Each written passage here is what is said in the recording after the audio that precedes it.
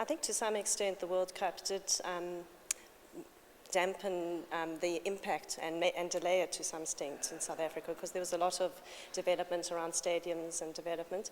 So the impact came a little bit later. There's been a significant impact. Economically and in terms of job loss, almost 1 million jobs have been lost, which is really significant, and it impacts on our country goals in terms of employment creation. The country response was early, in about the end of 2008, under the Presidential Working Committee. Organized business, labor, and government got together, and they entered into a framework agreement.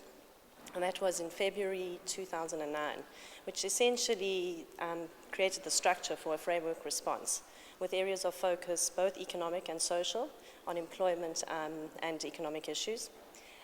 The type of economic issues that were dealt with was a particular focus on distressed sectors, the clothing and textile industry, the automotive industry, the mining industry. And there was support for those and the ability to get funding and additional capitalization.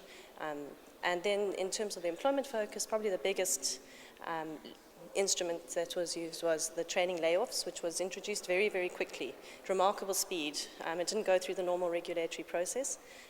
It was developed by the social partners at great speed, and it is still evolving. We meet the leadership team of the framework document. We meet quite regularly. I'd say we've had approximately 10 meetings since August last year, and the Global Jobs Pact comes into those discussions increasingly. Yeah.